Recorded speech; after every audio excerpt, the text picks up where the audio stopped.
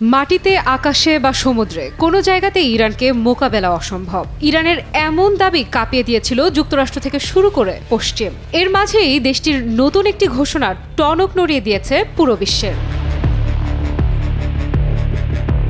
ইরানের সেনাবাহিনী এবং ইসলামী রেভলিউশনারি গার্ড ক্রপস বা আইআরজিসি এই দুই বাহিনী একটি শক্তিশালী সামরিক মহড়া করবে। এতে শত্রুরা ইরানের প্রতিরক্ষা শক্তির নতুন মাত্রা দেখবে, এমনটাই দাবি খাতাম আল আম্বিয়া কেন্দ্রীয় সদর দফতরের কমান্ডার মেজর জেনারেল গোলাম আলী রশিদের।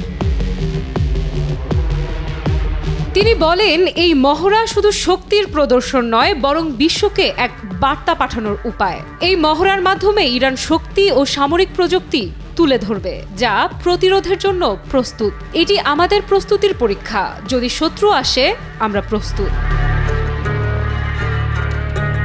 বিশ্লেষকরা একে প্রকাশ্য সতর্কবাণী হিসেবেই দেখছেন। ইরান এমন সময় এই মহড়ার ঘোষণা দিল যখন বিশ্ব উত্তেজনা তুঙ্গে। ইরান ইতোমধ্যে জানিয়ে দিয়েছে তাদের শক্তি আর নিজেদের সীমানার মধ্যে সীমাবদ্ধ নেই। ইরানের শক্তি এখন দেশ ছাড়িয়ে গিয়েছে। এ মহড়ায় সেনাবাহিনী এবং আইআরজিসি একসঙ্গে পারস্য অঞ্চলের আকাশ, জলসীমা এবং ভূখণ্ডের তাদের শত্রুদের বিরুদ্ধে শক্তি প্রদর্শন করবে। মহড়াটি এমনভাবে সাজানো হয়েছে যে ইরানের প্রতিরক্ষামূলক এবং আক্রমণাত্মক প্রস্তুতি নিশ্চিত করবে। জেনারেল গোলাম আলী রশিদ এ সময় ইসরায়েলকে সতর্ক করে বলেন, ইরানের আক্রমণের মুখে ইসরায়েলের আকাশ প্রতিরক্ষা ব্যবস্থা কিছুই করতে পারবে না।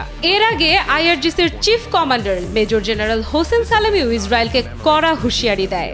ইরান কি তবে ইসরায়েলে বড় ধরনের কোনো হামলা বা আক্রমণের পরিকল্পনা করছে? এটি এখন সময়ের বড় প্রশ্ন।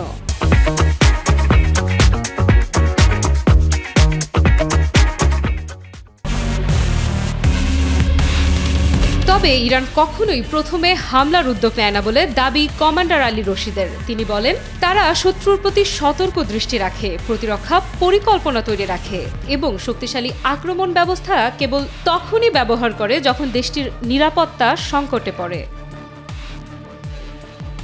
আফ্রিদা ইফরাত, নিউজ 24।